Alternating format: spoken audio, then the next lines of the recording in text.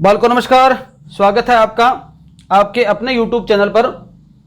अपन RPSC first grade में जो PG में पहली यूनिट है इकोलॉजी, उसका तीसरा वीडियो पढ़ रहे हैं, देख रहे हैं। करीबन 10 फोल्डर अपन ने ऐप पे कर लिए हैं। अभी तक आपने नहीं देखे उनको तो मैं डिस्क्रिप्शन बॉक्स में ऐप का लिंक दे रहा हूं, वहां पर 10 फोल्डर हो चुके हैं। 7 फोल्डर आपके यूट्यूब पे हो चुके हैं, 8वां ही चल रहा है, 9वां 10वां जल्द ही मिलेगा आपको। देखते हैं, आपके इकोलॉजी के 100 क्वेश्चन भी तैयार हो गए हैं।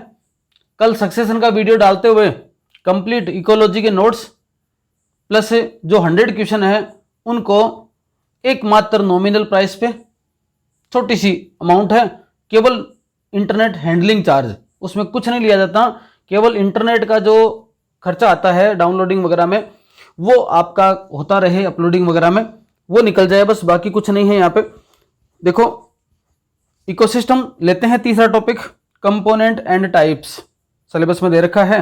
पारितंत्र शब्द किसने दिया था, कई बार एग्जाम में आया हुआ है, 1935 में एजी टेंस लेने दिया था। इकोसिस्टम शब्द है वो एजी टेंस लेके द्वारा दिया गया, कब, 1935 के अंदर। इकोसिस्टम दो चीजों से मिलकर बनता है, एबायोटिक और बायोटिक फैक्टर। मतलब अपन क्या पढ़ रहे थे कि किसी स्थान की स्पीसीज को इकट्ठा करें तो पॉपुलेशन बढ़ती है, किसी स्थान की पॉपुलेशन को इकट्ठा करें तो कम्युनिटी बढ़ती है, और कम्युनिटी में अगर एबायोटिक फैक्टर और जोड़ दिया जाए तो उसको पारितंत्र या इकोसिस्टम कह सकते हैं। मतलब इकोसिस्टम देखा जाए तो आपको हर जगह मिलेगा। आप एक खेत को देखोगे, पूरा इकोसिस्टम है। एक खेत में बाजरा लगा हुआ है, पादप हो गया, उसके आसपास बहुत सारे सूक्ष्म जीव हैं, जंतु हो गए। उस बाजरे को, सूक्ष्म जीवों को आसपास का तापमान प्रभावित कर रहा है, पानी प्रभावित कर रहा है, मिट्टी प्रभावित कर रही है, अजैविक कारक हो गए। एक पानी की बाल्टी लेते हो, पानी की बाल्टी में भी अजैविक और जैविक कारक पूरे हैं। मतलब पानी भी अपने आप में, एक बाल्टी पानी, एक बूंद पानी, एक गिलास पानी, एक समुद्र पानी, एक मुट्ठी मिट्टी, इन सब के अंदर एक पूरा इकोसिस्टम है, एक पारितंत्र है। इकोसिस्टम शब्द आते हैं, आपकी बातें दो दिमाग में आनी चाहिए कि ऐसा कोई भी स्थान जहां पर एबायोटिक और बायोटिक जो कंपोनेंट है वो दोनों हो, उसको क्या बोल सकते हैं, इकोसिस्टम बोल सकते हैं। ठीक है।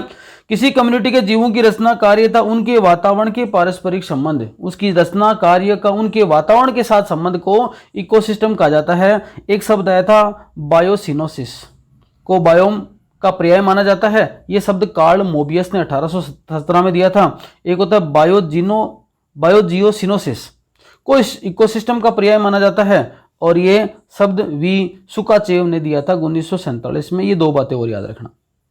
इकोसिस्टम के कंपोनेंट की बात करें तो इकोसिस्टम में 3 बातें हैं।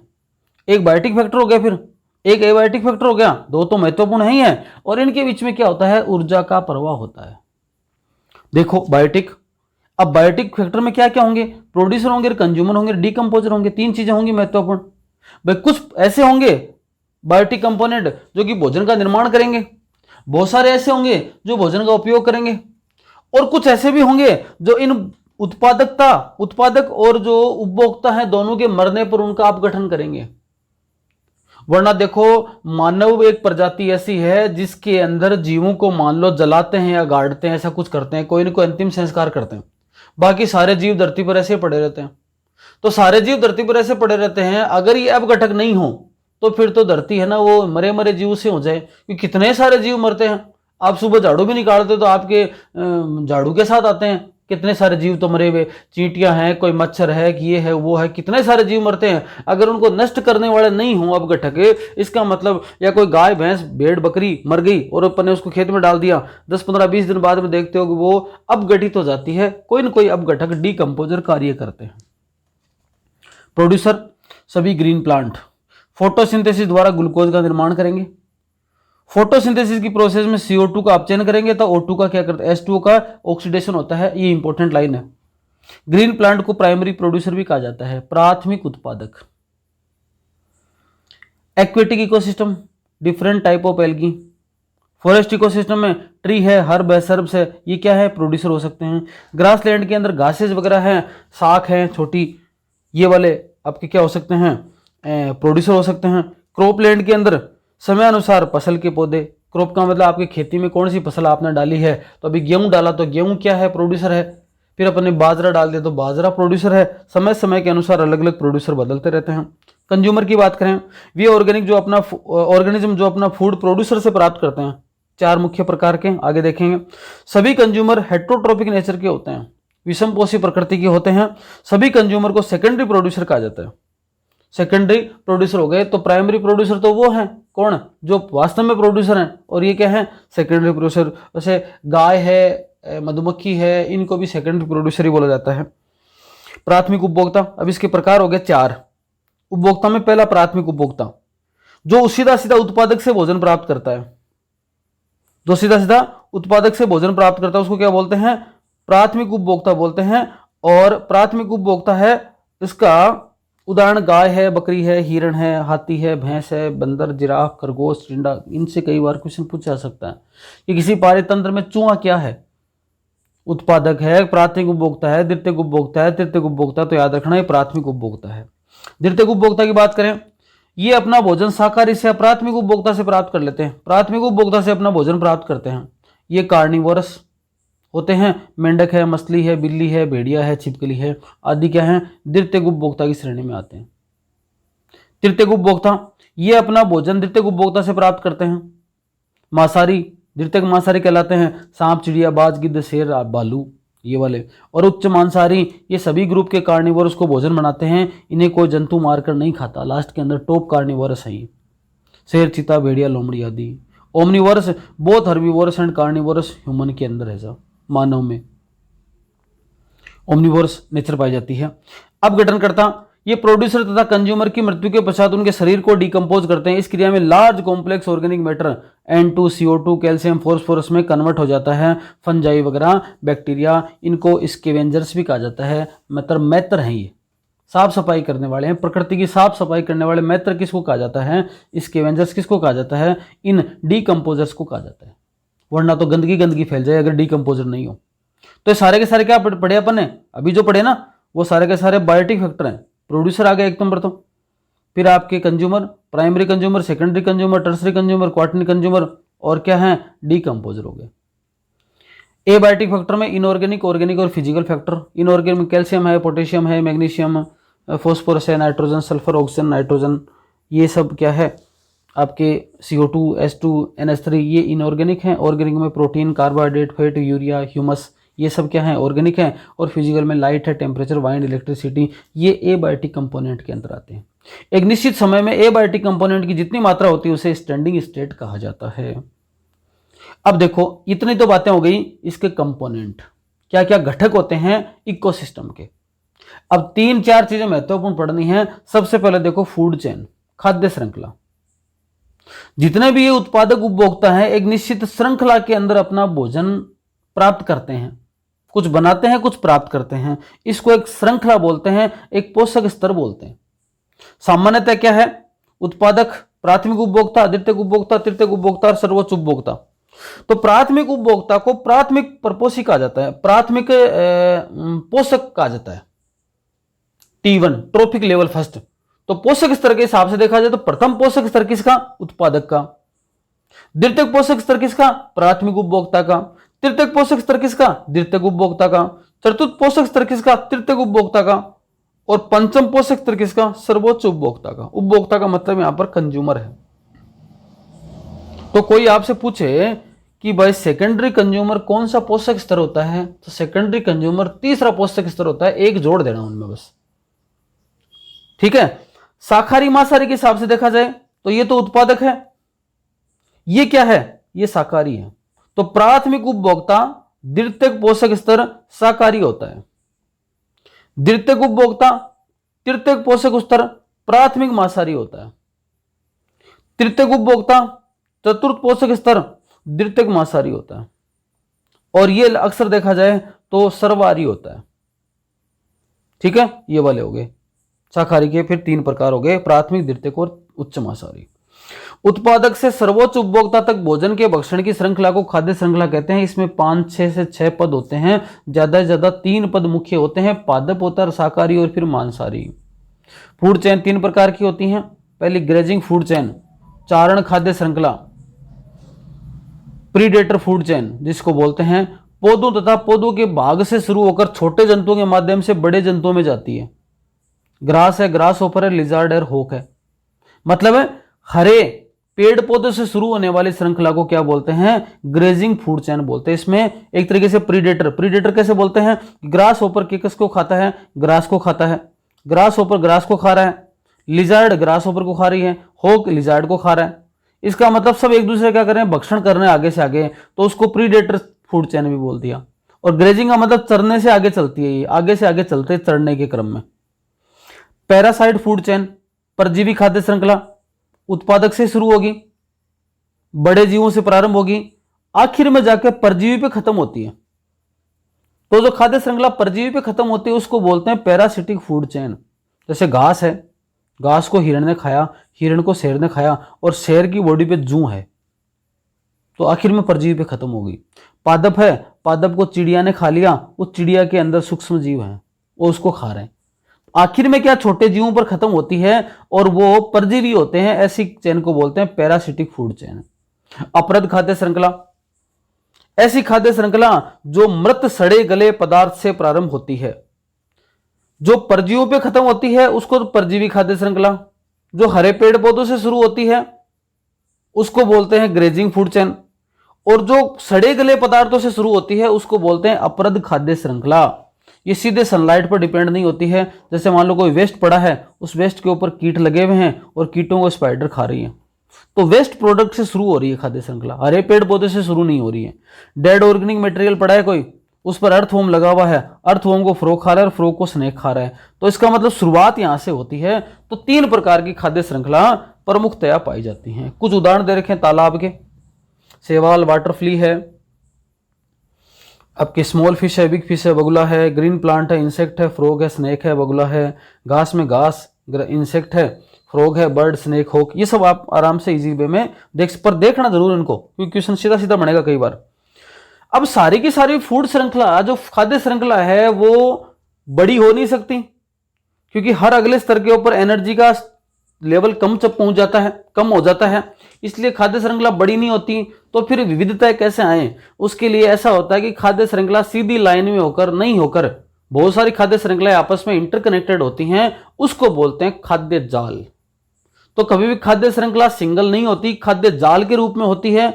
इसका मतलब क्या होता है? वैरायटी हो जाती है। एक उपभोक्ता के पास में 5 प्रकार के ऑप्शन है जिससे वो उत्पादक के रूप में भोजन ले सकता है। एक उत्पादक 5 प्रकार से अलग अलग तरह से भोजन दे सकता है, मतलब 5 अलग अलग जीवों को भोजन मिल सकता है उससे। तो किसी जीव के पास में, किसी पादप के पास में, किसी जंतु के पास में, किसी उपभोक्ता के पास में, किसी उत्पादक के पास में एक से ज्यादा विविधताएं हो गई, क्योंकि बहुत सारी खाद्य श्रृंखलाएं आपस में इंटरकनेक्टेड हैं। अब इन खाद्य श्रृंखलाओं में एनर्जी का फ्लो कैसे होता है? सबसे पहले देखो, ग्रीन प्लांट फोटोसिंथेसिस से फूड का फॉर्मेशन करते हैं। हरे पेड़ पौधे प्रकाश संश्लेषण की क्रिया से भोजन का निर्माण करते हैं। प्राइमरी प्रोड्यूसर द्वारा निश्चित इकाई क्षेत्रफल व निश्चित समय में बनाए गए फूड को उसका क्या करते हैं? जितना भोजन हरे पेड़ पौधे एक निश्चित समय में एक निश्चित क्षेत्र में जो बनाते हैं उसको बोलते हैं ग्रोस प्राइमरी प्रोडक्टिविटी। कुल प्राथमिक उत्पादकता कुल हो गई है। इस ग्रोस प्राइमरी प्रोडक्टिविटी में से कुछ अमाउंट प्लांट के रेस्पिरेशन में काम आ जाती है, कुछ प्लांट अपने खुद के श्वसन में काम ले लेता है, अपने ग्रोथ में काम ले लेता है। उसके बाद जो बची हुई मैटर है ना, उसको कार्बोहाइड्रेट, फैट, प्रोटीन के रूप में स्टोर कर लेता है। ये जो स्टोर अमाउंट है उसको बोलते हैं नेट प्राइमरी प्रोडक्टिविटी, मतलब इसकी बचत है ये। मतलब पादप ने जितना भोजन बनाया उसमें से जो उसके श्वसन में खर्च हो गया, बाकी जो बच गया उसको बोला net primary productivity. P minus R बराबर एनपीपी। ग्रोस प्राइमरी प्रोडक्टिविटी में से श्वसन के दौरान जो कार्ड निकाल दी गई, GPP minus R. Gross primary productivity में से श्वसन के दौरान जो ऊर्जा खर्च हो गई उसको निकालने पर जो प्रोडक्टिविटी बचती है उसको नेट प्राइमरी प्रोडक्टिविटी कहते हैं। ये किसके पास है? अभी प्रोड्यूसर के पास में। इस प्रकार किसी कम्युनिटी में स्टोर फूड की मात्रा यूज फूड से ज्यादा होगी तो बायोमास में वृद्धि होगी। भाई आपने जितना स्टोर किया, जितना काम ले रहे हो उससे ज्यादा है, तभी तो आगे दे पाओगे। तो इसका मतलब स्टोर फूड की मात्रा ज्यादा होती है काम लेने वाले से, तो क्या होता है? बायोमास बढ़ेगा, आगे जाकर जीव बढ़ेगा, पादप बढ़ेगा और फिर उस पादप को जीव को कोई दूसरा जीव काम में लेगा। इस प्रकार प्राथमिक उत्पादकता से आगे ट्रॉफिक लेवल में एनर्जी का यूनिडायरेक्शनल स्थानांतरण होता है। यह संचित और स्थिर मात्रा कितनी होती है? 10% होती है। आगे जाने वाली एनर्जी कितनी है? 10% होती है। इसे लिंडे-मान का 10% का नियम कहा जाता है। शेष 90% एनर्जी का रेस्पिरेटरी जैसे प्रोसेस में क्या हो जाता है? लॉस हो जाता है। तो हर अगले स्तर पर कितनी एनर्जी लॉस होती है? प्रश्न आए तो आपका आंसर हो जाएगा 90%। हर अगले स्तर पर कितनी एनर्जी जाती है? आपका आंसर हो जाएगा 10%। जैसे प्रोड्यूसर है 1000 किलो कैलोरी ऊर्जा बनाता है, पर कंज्यूमर पहले के पास में 100 किलो कैलोरी जाती है, दूसरे कंज्यूमर के पास 10 किलो कैलोरी जाती है और तीसरे के पास तो केवल 1 किलो कैलोरी पहुंचती है। इसीलिए खाद्य श्रृंखला छोटी होती है। इकोलॉजिकल पिरामिड, इकोसिस्टम में ट्रॉफिक लेवल जो है, पोषक स्तर जितने भी हैं, उनको एक पिरामिड के रूप में व्यक्त किया गया। 1927 में बताया किसने? चार्ल्स एल्टन ने बताया। इसलिए इसको एल्टोनियन पिरामिड भी कहते हैं। 3 प्रकार के पिरामिड होते हैं, बायोमास का पिरामिड, नंबर का पिरामिड और एनर्जी का पिरामिड। 1 नंबर पर देखो बायोमास का। बायोमास का मतलब होता है वजन से, जीवों का वजन कितना है। सीधे और उल्टे 2 प्रकार के हो सकते हैं। सीधे पिरामिड का मतलब क्या हुआ? ये प्रकार का सीधा, ऐसा बनाऊं उल्टा, ठीक है। तालाब के इकोसिस्टम में बायोमास पिरामिड उल्टा होता है, याद रखना। तालाब का पिरामिड उल्टा होता है, बाकी बायोमास के जितने भी पिरामिड है ना, बायोमास के जितने भी पिरामिड हैं सारे के सारे सीधे होते हैं। याद कैसे रहोगे? है ना, कि भाई मांस का टुकड़ा पड़ा है और कुत्ते उत्ते घूम रहे हैं, तो आप कहीं गए, मांस पड़ा था और कुत्ते उत्ते कहीं घूम रहे थे, तो आपने क्या कर दिया? ताला लगा दिया, तो ताला मांस, तो बायोमास आ गया। तो मास का जो पिरामिड है वो ताला। हिंदी में याद करो तो ताला और भार, ताले में वजन है, तो भार का पिरामिड, जैव भार का किसका उल्टा होगा? तालाब का। कैसे उल्टा होगा इसको समझो।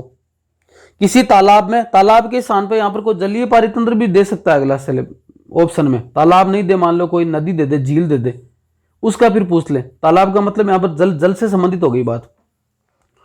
किसी तालाब के अंदर शैवाल हैं, वो कितनी संख्या में हो जाओ, चाहे आप उनको अगर तोलोगे ना, तो उनका वजन छोटी मछलियों से कम ही होगा। और कितनी छोटी मछलियां तोल लो, उनका वजन बड़ी मछलियों से कम ही होगा। इसका मतलब हर अगले स्तर पे बढ़ता जाएगा मामला। तो यहां पर 1 नंबर देखो कम को बता रहा है, 2 नंबर थोड़े ज्यादा को और 3 नंबर बहुत ज्यादा को, वजन को बता रहा है। तो वजन के हिसाब से इसमें अपन जब आगे बढ़ेंगे ना, उत्तरोत्तर आगे चलेंगे, तब वजन बढ़ता जाएगा। तो ऐसे अगर आगे बढ़ने से वजन बढ़ता गया तो उसको अपन बोलते हैं उल्टा पिरामिड बनाइए। वरना तो क्या होते हैं, हर अगले स्तर पे कम होता जाना चाहिए। ये तो बायोमास में, जैव भार के अंदर तालाब का पिरामिड क्या होता है? उल्टा होता है, बाकी सब सीधे होते हैं। संख्या के पिरामिड की बात करें तो संख्या से संबंधित होगा, सीधे व उल्टे दोनों प्रकार के हो सकते हैं। इसमें भी याद रखने वाली बात है, एक पेड़ के पारितंत्र का संख्या का पिरामिड हमेशा उल्टा होता है। तो बायोमास में तो तालाब का और संख्या में पेड़ का। संख्या में पेड़। देखो एक पेड़ है, एक ही है बेचारा, उस पेड़ के ऊपर 200 तोते रहते हैं, तो संख्या ज्यादा हो गई। और उन 200 तोतों के अंदर 2000 सूक्ष्म जीव रहते हैं परजीवी के रूप में। तो सूक्ष्म जीवों की संख्या सबसे ज्यादा, उससे कम पक्षी और सबसे कम पेड़, तो सिंगल एक ही है। इसका मतलब उत्तरोत्तर स्तर पर बढ़ने पर संख्या बढ़ती जाती है। ऐसे पिरामिड हमेशा उल्टे होते हैं। तो संख्या का पिरामिड पेड़ का उल्टा होगा, तालाब का पिरामिड जैव भार का उल्टा होगा, बाकी सभी पिरामिड सीधे होंगे, याद रखना। ये पिरामिड ऑफ एनर्जी क्वेश्चन दे देता है, हमेशा क्या होगा? सीधा होगा, क्योंकि हर अगले स्तर पर ऊर्जा कम ही पहुंचती है, ज्यादा तो पहुंचने का सवाल ही पैदा नहीं होता। भाई जिसने, किसी ने मान लो पेड़ ने 100 किलो कैलोरी ऊर्जा बनाई, तो 100 से ज्यादा तो अगले स्तर पे दे नहीं सकता, पूरी 100 ही नहीं दे सकता, क्योंकि वरना तो खुद ही खत्म हो जाएगा वो। तो खुद पहले काम में लेकर बच्ची कुछ ही आगे देगा, तो हर अगले स्तर पर ऊर्जा का उत्पादन कम ही होता है। इसलिए ऊर्जा के पिरामिड हमेशा सीधे होते हैं। तो संख्या में पेड़, जैव भार में तालाब का पिरामिड उल्टा, बाकी सब सीधे। कुछ मिलान करने वाली चीजें और रह गई थी। देखो वर्षा के स्थान पर स्थान को वर्षा की मात्रा के हिसाब से 0 से 25 सेंटीमीटर वर्षा होती है, उसको मरुस्थल एरिया बोलते हैं। 25 से 75 वाले में मतलब घास स्थल, मतलब ऐसा भी बोल सकते हो कि मरुस्थल के अंदर वर्षा लगभग 0 से 25 सेंटीमीटर, घास स्थल पर वर्षा 25 से 75 सेंटीमीटर, सघन में 75 से 125 सेंटीमीटर और वर्षा वनों के अंदर 125 सेंटीमीटर से ज्यादा बरसात होती है। इस वीडियो में इतना ही, अगला अपन लेके आएंगे सक्सेशन का। इसके लिए धन्यवाद।